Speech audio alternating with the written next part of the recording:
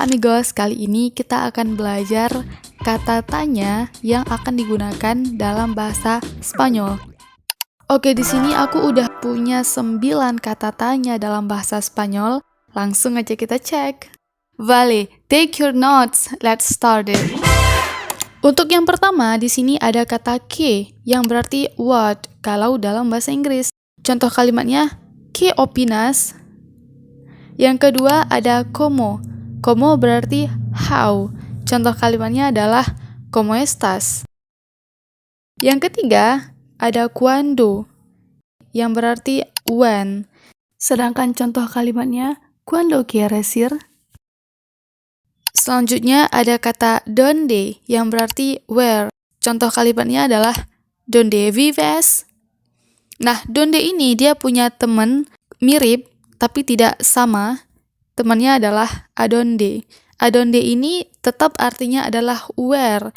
Tapi apa yang menjadi perbedaan antara donde dan adonde?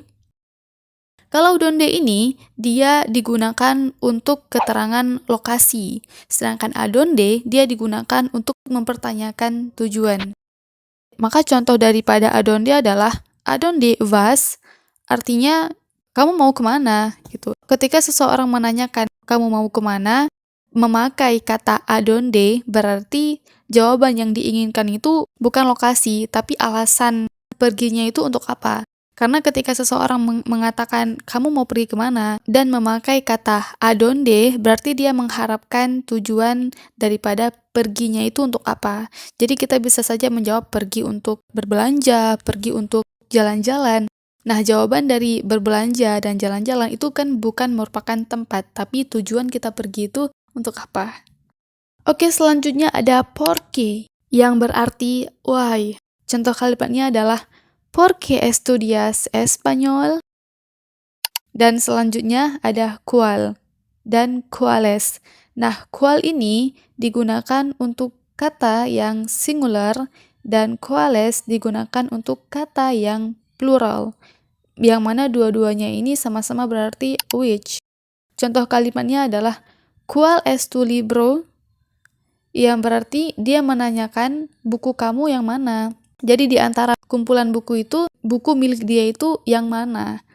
Dan untuk contoh yang selanjutnya yaitu ¿cuáles son tus libros?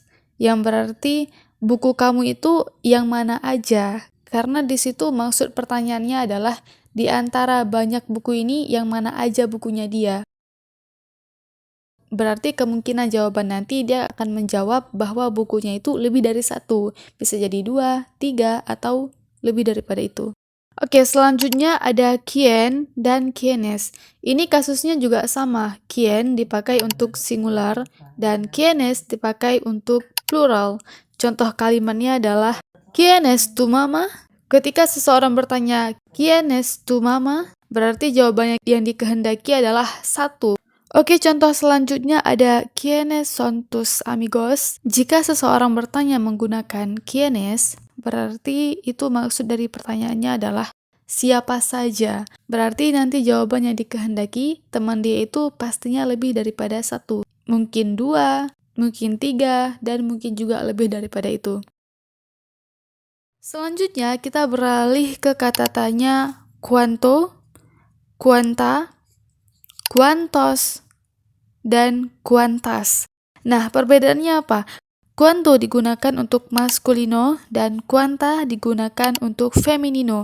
Nah, dua kata ini maknanya adalah how much, digunakan untuk menanyakan benda-benda yang uncountable.